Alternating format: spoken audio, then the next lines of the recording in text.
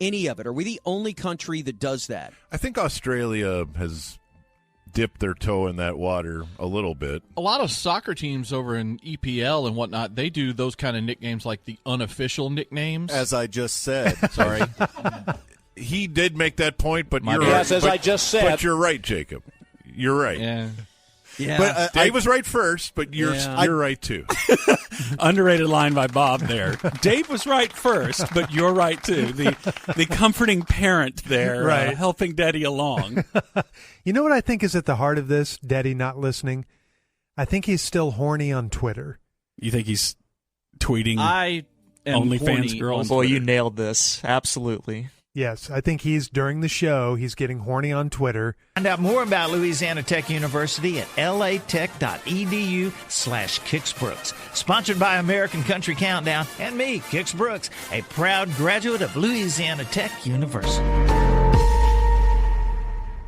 It's big bottle sale time at Sally Beauty. Buy one, get one 50% off all month long. Find jumbo size shampoo, conditioner, and more so you can refresh your hair care routine for the season. Stock up and save big.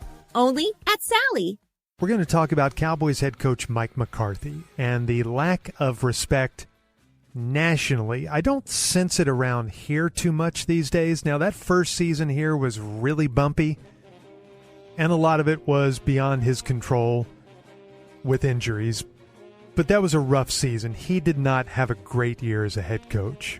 From some game management issues to how he handled things, it got off to a bad start. But these last two seasons, back-to-back 12-win seasons, he has seemed, for the most part, in control. Very few times on a Monday morning have we come in here and blamed much of anything on him. I think he's had a really good 2-year run here and is poised to have another really good year. At least the roster looks great. Everybody is high on the Cowboys this year. So around these parts, it feels like everyone is pretty cool with Mike McCarthy. But nationally, when the polls come out ranking the NFL head coaches, he's always surprisingly low. And a new one is out this week from Sharp Football Analysis, the Warren Sharp site. 2023 NFL head coach rankings, all 32 teams. Number 1, no surprise, and I don't think anybody has a problem with this, Andy Reid. Forever it was Bill Belichick. The last few seasons it's been Andy Reid. And from what he did in Philly to what he's done in Kansas City and the reigning champion, no problem with Reid being number 1. John Harbaugh, who's always near the top of the list, number 2, the Ravens head coach. Then the Bills coach, Sean McDermott, number 3. Nick Sirianni, the Eagles head coach, is number 4. Now just file that away. He's been great since he got there, outside of his opening press conference and getting off to a slow start his first season. But from midway through that first season through last season, no coach has a better record. So they've got Nick Sirianni 4. Kyle Shanahan 5. I think we all agree with that. What he's done basically without a quarterback the last few seasons is pretty remarkable. Bill Belichick still up there at number 6. Sean McVay 7. Won a Super Bowl a couple of years ago. Hasn't been very good since. In that last year, they went 5 and what did they go last year? 5-12, I think. And there were thoughts that he may leave coaching for the broadcast booth, but he's still seen as a bright mind. Mike Tomlin, who's always up there and should be, is number 8, the Steelers head coach. Here's a guy that I think is even underrated at number 9 in their rankings, Doug Peterson, the Jaguars head coach. I think he's brilliant. Number 10, Sean Payton, the Broncos' new head coach. And Payton and McCarthy have always been linked because before Payton got the Broncos job, there was the thought that since Payton and Jerry are tight, that if McCarthy were to wobble, that he'd get rid of McCarthy and Jerry would bring in Sean Payton. And while that discussion was going on over the last year or two, repeatedly people would bring up their records, their career records, Payton and McCarthy. And they're almost identical. One Super Bowl won with a legendary quarterback, their one-loss percentage, their playoff one-loss percentage, they're almost identical, yet Payton is seen as this elite, incredible coach, and McCarthy is not. We'll get to why here in a second, but let's continue. The sharp rankings. 11 is Pete Carroll, Seahawks coach. No problem with him being in the top 10 or 11. Zach Taylor of the Bengals, 12. All these are really good to great coaches, to legendary coaches, so I don't really have any problem, save maybe for Sirianni being 4, but it's also based a lot on last year. 13, Mike Vrabel, the Titans. 14, Mike McDaniel of the Dolphins. 15, Frank Reich of the Panthers. Still haven't gotten to McCarthy. 16, Matt LaFleur of the Packers. 17, Dan Campbell of the Lions. 18, Brian Dable of the Giants. 19, Kevin Stefanski of the Browns. 20, Kevin O'Connell of the Vikings. Still haven't gotten to McCarthy. 21, Arthur Smith of the Falcons. 22, Robert Saleh of the Jets. 23, Brandon Staley of the Chargers, who's definitely on the hot seat. 24, Todd Bowles of the Buccaneers, also on the hot seat. 25, Matt Eberflus of the Bears. Where's McCarthy again? And at 26, Mike McCarthy of the Cowboys, just ahead of Josh McDaniels of the Raiders. Unbelievable. That is mind-boggling. By the way, Ron Rivera, the Commanders, 29th. Jonathan Gannon, the new coach of the Cardinals, dead last at 32nd. Mike McCarthy is 26th, according to their rankings, and the reason, they give a little sentence for each coach.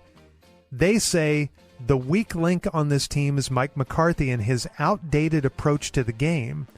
Among returning head coaches, only 3 rank worse than McCarthy. Dallas was just one of 4 teams to hand the ball off on first down over 50% of the time. Just one example of McCarthy living in a bygone era. That is why they have him ranked so lowly. Keep in mind, his forced upon him offensive coordinator Kellen Moore was calling those plays, but I do understand as head coach, you have veto power. Hey, guys. Hey, Vito. I don't want you messing with me. This season, we'll see what the offense looks like because it will be all Mike McCarthy and his offense and calling the plays. So maybe things will change. But still, okay, you're the sports expert. Is there any truth to that? Like, is he has ideas from a bygone era that just don't work in today's NFL? I don't think. Is this a common thing that's said about him? I think there's a leftover perception about him that was the case in those couple years where he didn't coach after his stint in Green Bay. And I think he himself would probably admit that back then he may have been a little stuck in the past, and that's why he famously went into the football barn in Wisconsin and tried to watch film and tried to update his philosophy. But I think since coming here, I'm not sure that's valid. I know. Did you watch the Cowboys last year and go, this is they're playing 1960s football. I mean, you can't. We didn't say they're playing 1960s football. Now, I do think that, and we brought this up many times last season, the running on first down and where they ran and certain sets in certain down and distance situations did seem counterintuitive and did seem strange. But again, that may have been Kellen Moore. You know, most of these lists are heavily weighted toward the analytical. They're done by people who heavily believe in the analytics, thus Sirianni being high, Brandon Staley being higher than McCarthy. You see that all the time. Yeah. And we did that big piece, the segment on Barnwell's big piece on analytics and how the teams that are more run-heavy are actually really good teams. So it kind of works. And which is odd because the Cowboys have the third most as far as analytical staff in the NFL. Yeah, so maybe they'll look different this year. Right, and McCarthy's been trying to embrace that. And the big criticism of the offense last year was all of the Dak Prescott interceptions. So they were clearly throwing the ball a lot when lack of separation by the receivers was probably the biggest culprit of what the issue was last year. Yeah. And McCarthy's idea is that we need to not have separation for the receivers. The receivers need if not that's have true, separation. then yes, he needs to be low on the list. Right. I just find it odd that for a guy who has won a Super Bowl and has a career winning percentage of 600, that he still doesn't get this respect. And I think you're right, Fernando. A lot of it is tied into the analytics angle. But and I think a lot of it also is based on what they did last year, but his team won 12 games and a playoff game. And yes, Nick Sirianni's team got further. But does Nick Sirianni deserve to be number 4 on this list and Mike McCarthy 26? Does, for example, Sean Payton deserve to be 10 and Mike McCarthy 26 when they have almost identical career records? Is it a lot about the hype around you? Does Sean Payton sell himself better than Mike McCarthy sells himself? Much better. And I think this is also at the root of it. This is the first thing that comes to mind when I see McCarthy ranked so lowly.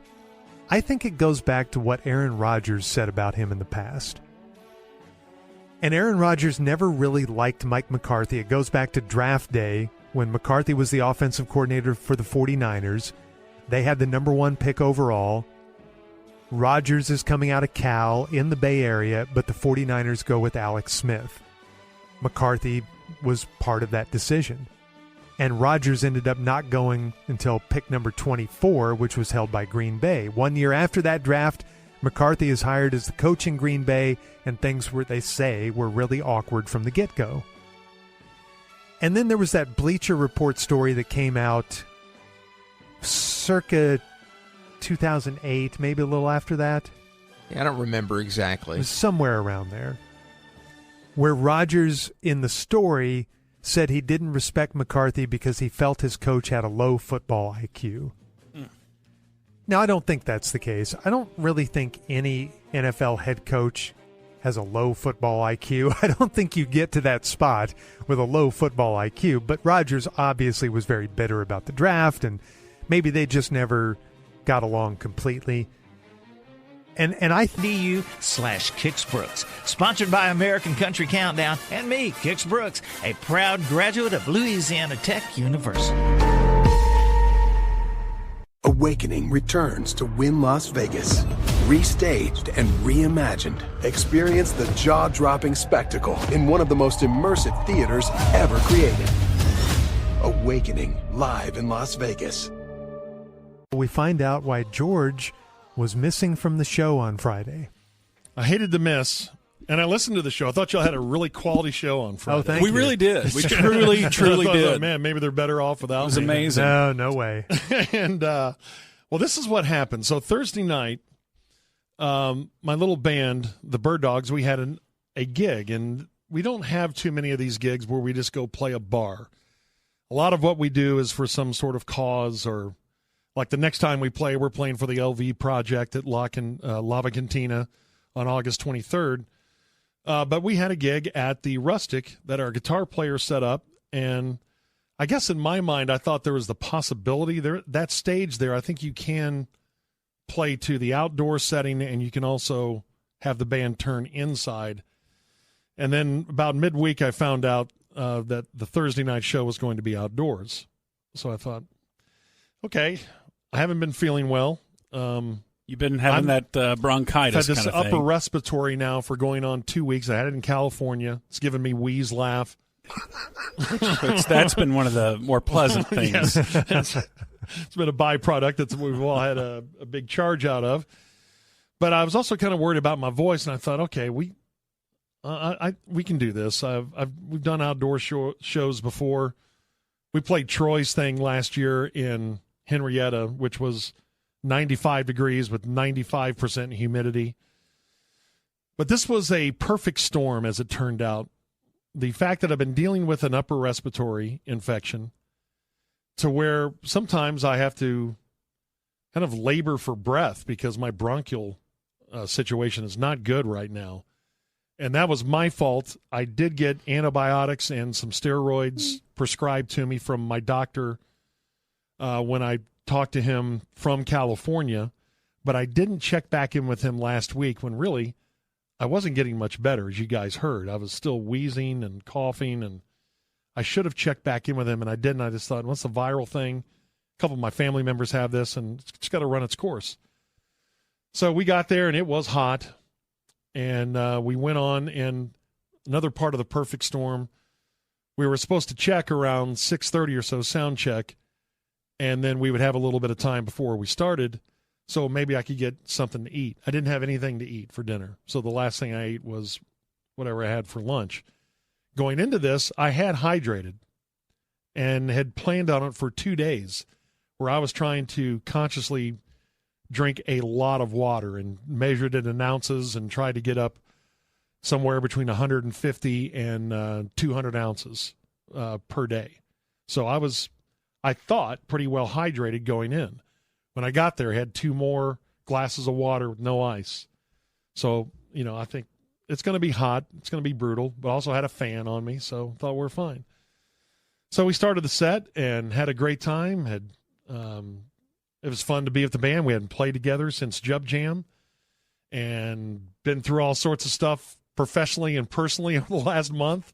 Music to me is very therapeutic, so it was a very important thing. I thought this is going to be really therapeutic and good for me, and it was fun. We had a great time. We had a really good set. But as the set went on, not only was I getting hot, I noticed that between songs, my breathing was really labored to the point where I'd breathe in, you'd hear that, which you can still kind of hear now, just that that kind of rattle in there. Were you also smoking during the show? No, I wasn't smoking. Were you wearing shorts? I did. I wore shorts and a short sleeve shirt. So, it's not as if I had full band uniform on, a long sleeve shirt, and, jeans or anything. So I dressed for the weather and I felt okay. I didn't feel bad on stage.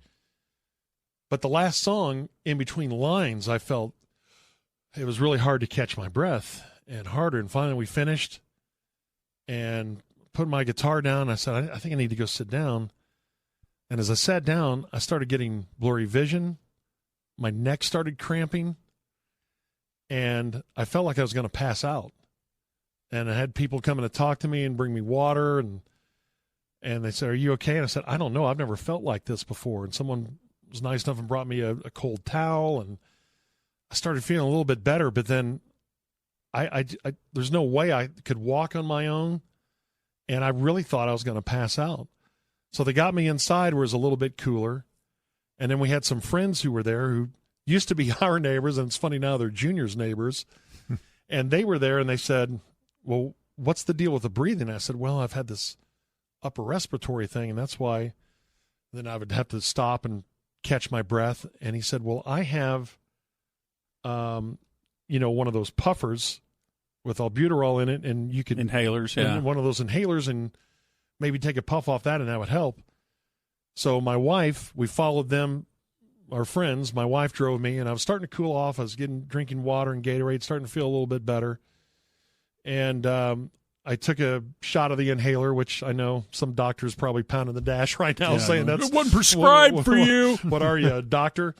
And but it did help, and finally I could catch my breath a little bit. And so now we have the decision. And by the way, they live just like 2 doors down from Junior. This is now our set started at 7:30. We were done at 9. By the time that they were attending to me and we got there, it was like 10 o'clock. And I thought, should I knock on Junior's door and say, "Hey, I'm not feeling so good"? You should have come over and I would have performed emergency meatball surgery on you. Yeah, I would have done an emergency C-section on you. That would have been an option. But then they said, my friend said, and my wife thought, we need to get him to the ER. And I thought, that sounds like a good idea because I think I need an IV. I think I'm dehydrated. And for those of our listeners who don't know what an ER is, what does that stand for? Emergency room at a hospital. Unnecessary. And so there's a hospital not too far from there, and it has a good reputation. So my friends and my wife said, "Okay, let's go there." And they were nice enough. They followed me there and make sure that I had plenty to drink. And they couldn't have been sweeter. And we got to the emergency room, and it is packed. I mean, there had to have been 60 people there. Golly. On a Thursday night. On a Thursday night at 10 o'clock at night. Wow. And maybe I'll go into this in another segment. There's something about being lightheaded and then being possibly admitted into a hospital. Your comedy gene fires off. And all of a sudden, all I wanted to do was crack jokes. Really? Yeah. And I think it was from having lack of oxygen. But I came up with some pretty good lines, including one that I didn't say, but there was a couple of members of a bikers gang that were there to check on their buddy who was in an accident. Uh-oh. And Don't crack jokes around them. On their jacket, it said charter members. And I came this close to saying, hey, congratulations, you guys are charter members. That's awesome. Uh-oh. But I didn't. That would not have ended well. I didn't do it. So we thought, okay, this is going to take forever. And at this point, I thought, give me an IV. I'll be here Friday morning. It's no big deal. I was feeling better. And then we decided to go to a hospital that's closer to us in Denton County. Sure enough, we drive up there. I'm the only one in there. They get me admitted within 5 minutes, and they start an IV. After they, ask me some questions and all that, and I start taking the IV, and then they said, well, we're going to have to do some blood work too. An IV in this case stands for Stop it. I needed fluids, so they put me on a bag. You're an unnecessary. I pay attention to formatics, and I'm a through and through a radio guy. So then came the blood test, and it was hard for them to find because I was so dehydrated. So they had poked me about 4 or 5 different places on my arms. That's Draw out pure gravy. Track marks on my arms. And about an hour passes, and I start feeling better because the IV is going through, and the nurse comes back in. She's an entire another story, as I just told you guys. Yeah. George had the uncomfortable situation of having a very attractive nurse. Oh, my gosh. You're happy you made that hospital choice. That she was one of the top 10 most beautiful women you've ever seen. Maybe. Maybe. I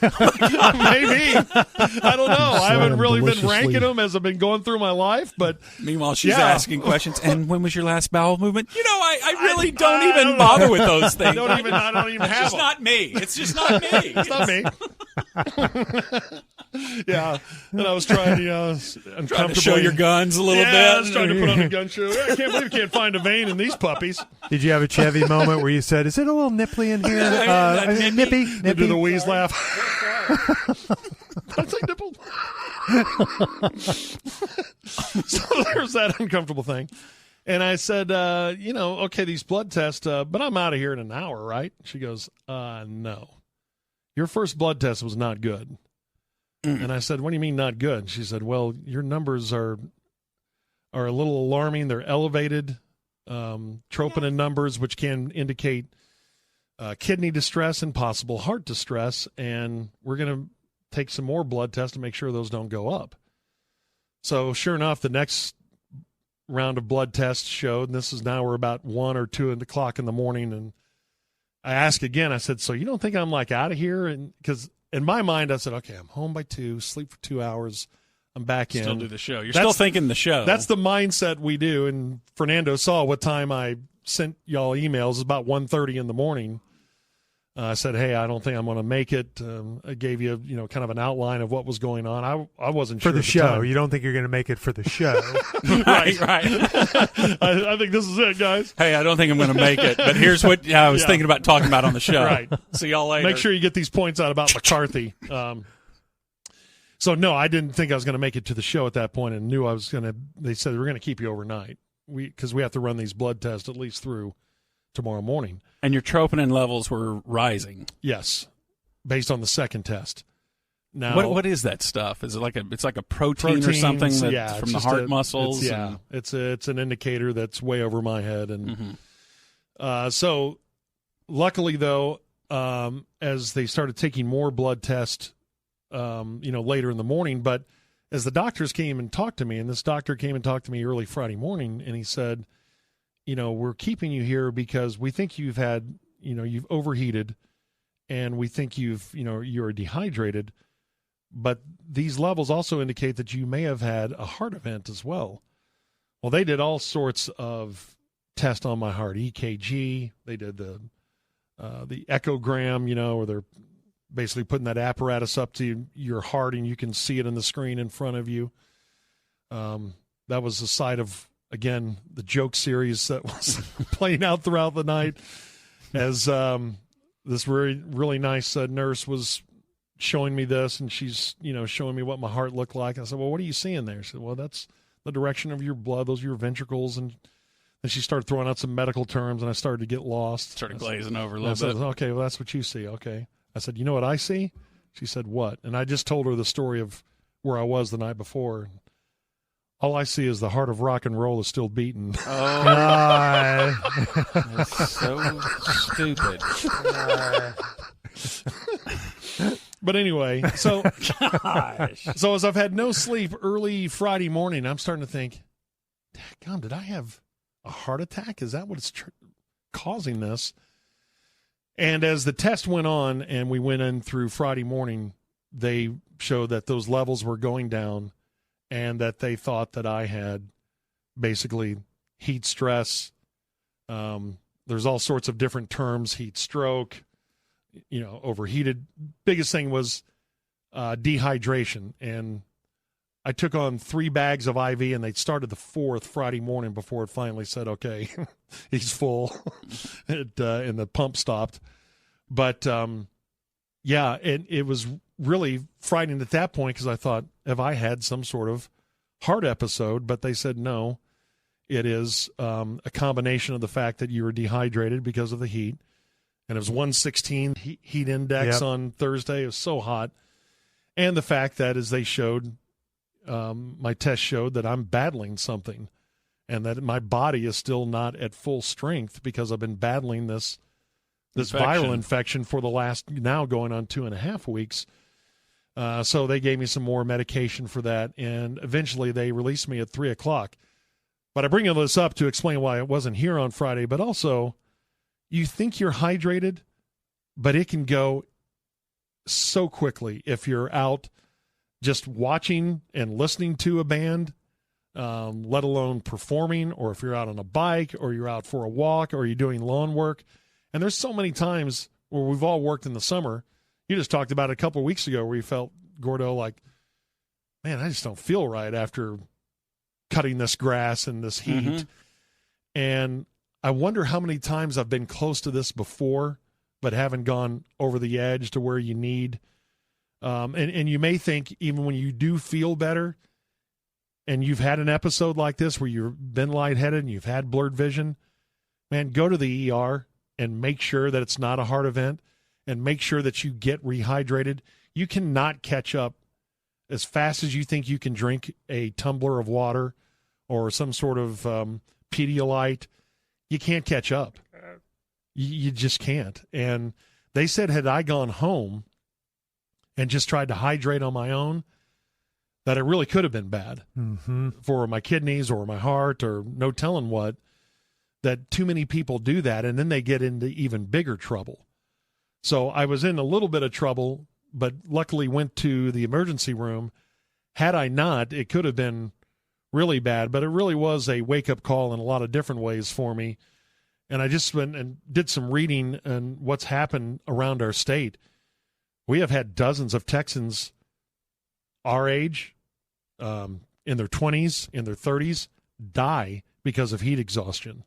This has been a brutal summer, and we all think, we live in Texas, it's hot, we understand it, we try to hydrate, we try to, stay in the shade, but it really can be dangerous, and especially if you have some underlying conditions, if you're battling something, if you've been under the weather, don't go out and cut the grass and put yourself in peril for the next couple of hours.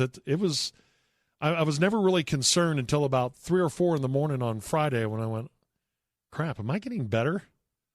Has something really major happened here? And as I try to, it did. That was very stressful what I did to myself on Thursday night. And it was hard on my kidneys and my heart. And I have a follow-up this week with my cardiologist to make sure that everything's okay. But yeah, as a cautionary tale, just we think we're used to it. No matter how used to it you are, it can drop you. Yeah, so glad that it was just the heat. Not happy that you went through that, obviously, but when we were first texting with you and you thought it might be a heart issue, that was really scary. Yeah. For all of us. So happy it was just heat exhaustion and nothing more serious. And you're right. we poke fun probably too much on this show at the heat advisories that are always out. They're out every day because it's 106 every day, but they're out for a reason because it's hard to do anything in this heat. It's hard just to take a walk in this heat. And especially, it's hot enough in the shade, but if you're in the sun, it's 10 times worse, and you do have to take it seriously. And our emergency rooms, I've read, since June, have been overflowing with people like me. So that's why there were 60 at that hospital Thursday night. I think a lot of that was heat. Yes, Man. I think a lot of those people were in there for heat. And maybe I'll talk more about them, especially the first nurse. But to the doctors and nurses, they were great at the facility where I was in Flower Mound, and they couldn't have been nicer and more professional. And I made it a point because as you're hooked up to an IV and you're having these blood tests taken, you take your everyday health for such granted, and the last place you want to be is a hospital. Mm-hmm. But when you are, the people there are just amazing. And think about what they've been through over the last 3 years. I made it a point to thank all of them for what they did for me and just what they do every day. Good. Dealing with Especially people. that first nurse, you kind of linger thanking her way too long. Can I write her a note? Yeah, you know what? Give me your email because I really want to write out more of my thoughts. She was really something. Man, you're right about your health and how a lot of times we take it for granted. It's the most important thing because whenever your health is compromised, you would do anything to be healthy again. Right. Yeah. Because I was thinking that on Friday morning. I'd do anything to get out of here right now. Yeah. And I was there for a very short time. I was climbing the walls by 2 o'clock in the afternoon. I didn't want to be there. But I finally got out and got released and was rolled out in a wheelchair. Yeah, I hate that they have to do fine, that. I can walk. Yeah. Trust me, That's I can their walk. policy. They have to wheel you out. Gosh, I wish one of our P1s paparazzi'd you right there. Junior George coming out in a wheelchair with his bird dog shirt on. My wife was very sweet too. She stayed with me, did not sleep at all Thursday. David Mino, Justin Montemayor singing, and at 2:58, geologically, here's Ham. Thanks, Gio. Eatsy's Market and Bakery brings you Monto. Thank you, Ham. Geology in geography, very easy to mix up. For you. Yes. Oh, The one's study a of rock. Earth and You can't have one location. without the other. That's true. That's your I hobby was just bias. What a weird statement. Well, there's Corby Davidson. Geology is my hobby bias. I see a Corby. I see a Davy. Corby. But for Bob, I would say... Where are you? I don't see a Bob, but I see a Matt McLaren. Whoa! Matty Beers! Matty Beers in the building. Matty Beers. It's a good nickname. It's a great nickname. You're welcome. Thanks, Corby. But he likes it so much. Thank you. He likes it too much. Yeah, if he likes it, it can't stick. Right. Well, what do you want to, like, turd flusher? Do you want it to be degrading? Hey, P1s, this is Deddy here. Oh, Deddy. The waffle Deddy stomper. too. Yeah. How about flusher? Undeddy. Lil Deddy? No. Little Deddy. Better off Deddy. Deddy. Like a picture of Jacob with like a bonnet. Yeah. On the side of a Lil Deddy. oatmeal cream pie box. Well, Tubalipa says, welcome to Matty Beers. That was also a Corby original. All right. Tubalipa. Today, Thursday, August 17th, the 229th day of 2023. There are 106 days left in the year. In 1957, boom, bada boom, at a Phillies-Giants game, spectator Alice Roth had one of the unluckiest days ever at a ballpark. Richie Ashburn was at the plate. He hit a foul ball, striking Alice in the nose, breaking her nose. So you think, yeah, that sucks. Immediately, It's going to be a lot of blood. they rush over. Maybe. No, she was older. They rush over, 8 tampons worth. put her on a stretcher. Slow down. The umpires verify she's alive, continue on with the game. On the very next pitch, once again, Richie Ashburn fouls one off. No way. Hits Alice again. God. On the stretcher. This time hitting On her the in the stretcher? leg. She was on the stretcher. It's very Naked Gun. Yeah. And the ball hit her this time in the leg, breaking her bone in two. Oh, God. What kind of osteoporosis do you have to get your leg snapped by a baseball? Oh, she's old. I want to see video of this.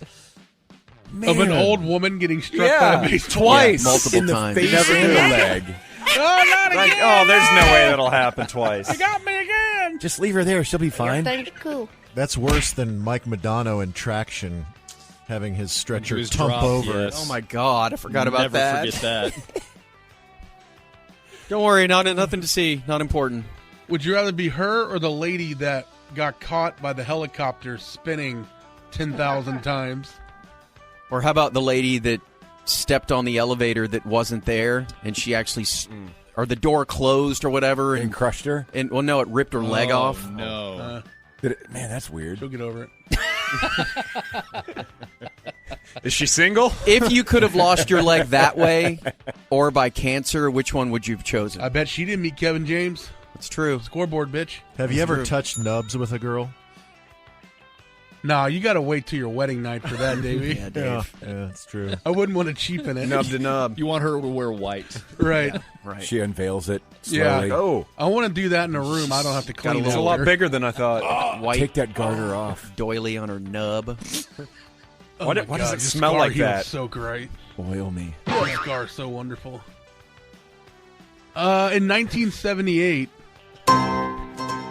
3 Americans completed the first crossing of the Atlantic in a balloon. Now I'll strap on the prosthetic. Oh, my God.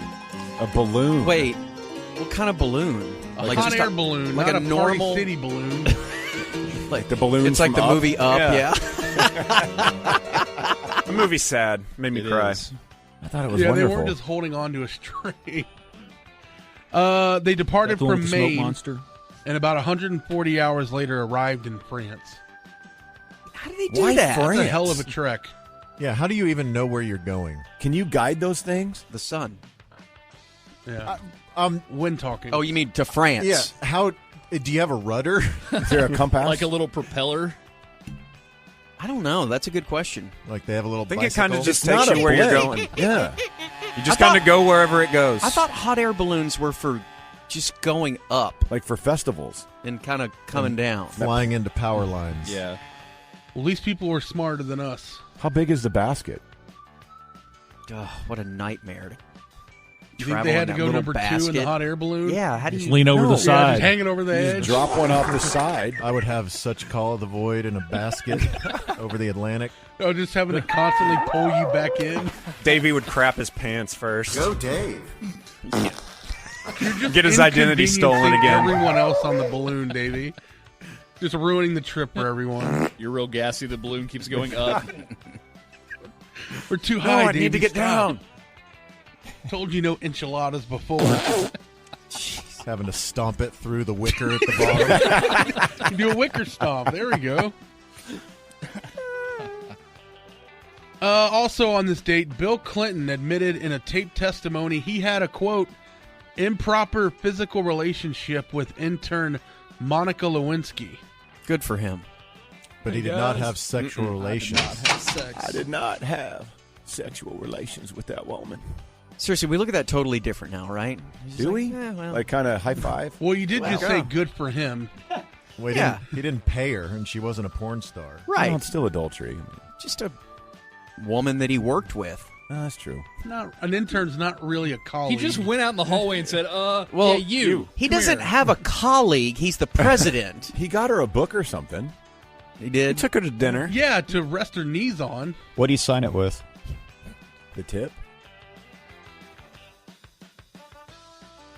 Did Norm ever proposition you that way, Mino?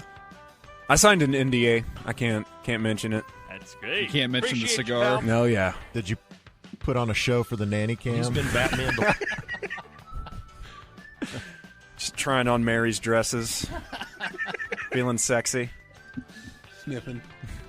Okay. Here's P1 Uday and birthdays. Kusei's clothes. P1 Doug would like to wish his B1 wife, Nikki Jo Dean, a happy birthday. Her leaders are Line 4 Guy and Raylan Gibbons. Be great if she could get a shout out and handcrafted joke from L4G. Huh. Where is he today?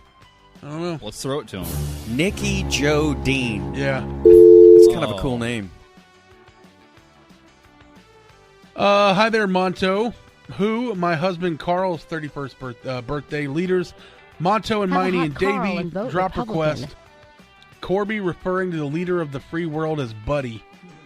Good friend of mine. That is Thanks, from buddy. You bet. B1 Ash. Former leader of the free If he world. would have been president at the time, I would have said, "Thank you, sir, Mr. Buddy." But now he's just one of us, Yeah, man. he's Just a a guy. Did he ever Mr. paint President, you like bro. one of his Some veterans? dude to hang out Did he with. what? Did he ever paint you like one of his veterans? Uh-huh. No, but I would love to be painted by GWB. Nude? Painted by Bush. Titanic? Tastefully, like Costanza was painted on that velour couch with his boxers on. Okay. So you're just laying there? Yeah. Hey, George. But what if he's naked and he's painting you with clothes on? He can do whatever he wants. Oh, the CFNM? Hey, He's the Doug. president. Nice. You into Sex? foo? I can get you into foo, bro. Happy birthday to former ticket intern and my leader, Ari Zucker. His birthday is this weekend. Thanks from Alex Horn. Dear Monty, happy birthday to Danny the Bear Cox. He's been a P1 as long as he could be one. When he's not having an aneurysm, Big Harry Cox. watching the Aggies, Rangers, or Cowboys, he's a prosecutor keeping East Texas safe for pedophiles and meth heads. Sorry, safe from For them? pedophiles and meth heads. Okay, good. Yeah. Drop He's a good request. prosecutor, not a bad one. A queef chant by Gandhi. No, he's And dead. LeVar I haven't seen him Arrington. here today. Yeah. But I didn't He's see dead. LeVar Arrington today either. Gandhi's been put on probation Oh no. already. Queef. Queef. That was fast. He was reincarnated as a queef. Is that the best body function to come back at? He did all that protesting for that reincarnation. Do you think Gandhi ever said queef? No. He's never heard the word. Does he speak English? Did he ever It's hear like one? that's Oh, like in saying whatever That's like language. saying, did Lamar Hunt ever say the bad girl C word? No, I think so. Only when he didn't- named his son. Well, that's the thing. He didn't know that word existed. He Dude. didn't. There's How no do you way. You not don't know? name your kid Clark Hunt. When was Clark born? Like 67. Oh, There's yes. no question. That he's word was in 1999, Deadwood. It's been around a long time. So, Yeah. I'm whenever telling you, some people don't. I think my mom went to her grave without knowing that word. There's no she way. definitely Queef? did. What is this I have, Yeah, Corby? She's pointing at it. What do Can't you remember call what it? it's called. How did my mom turn into a Beverly Hillbilly? Like Granny? Yeah. So what do you think Gandhi called it then whenever his wife did that? He didn't. Enlightenment? Sometimes there's no for the educated and the people that are leaders of the world. They don't know words. That's the dumbest thing you've ever said. No, I'm telling you. Don't know. Where's the bong sound effect? There we go. Yeah, they're both laying there on their back and the sheet moves. I'd like to wish my wonderful husband Scott a happy 52nd birthday. His Doesn't have leaders a are sister. There it is. Corby, Dave, and Gordon. He'd like to hear what's in Norm's underpants, followed by a gasm montage. Thanks from Amy. Thank you, Amy. Birthdays today. Ham's a little slow today. Yeah, he's having a I hard don't time. know who Norm addresses in this because line 4 guy's not here. Oh, it's okay.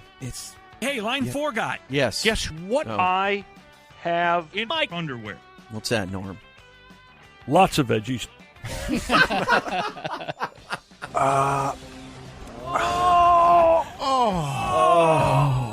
Oh my God! Birthdays today. Robert De Niro is 80. Oh man, Bobby. Oh, Bobby D. He just had a baby, right? Unbelievable. Yeah, he did. Didn't he And- like 88? and- His grandson And he passed lost. away. He Yeah. lost a Yeah. grandkid. Well, you know. but He replaced gained it with a baby. Right. Yeah.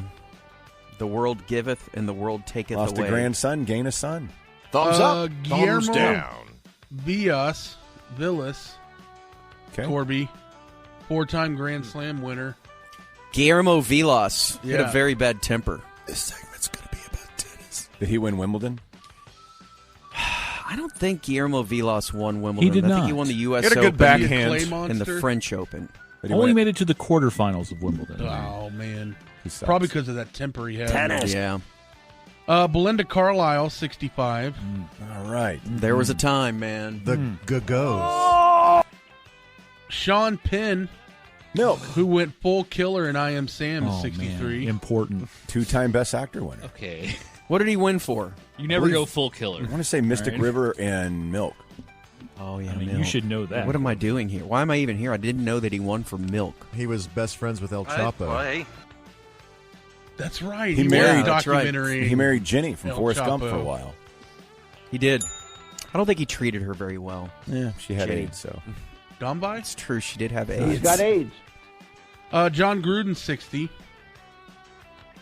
Emails. Knock on wood if you're with me. Yeah. Ed McCaffrey is 55. Christian's Bob's daddy, not here. and we're friends with White her, wide with receiver. We're friends with his wife as great- of this Super Bowl. Well, that's nice. Broke his leg on yeah. September 10th. Christian Leitner is 54. That was the biggest news Duke. story of the week. Mm-hmm. Duke is Duke.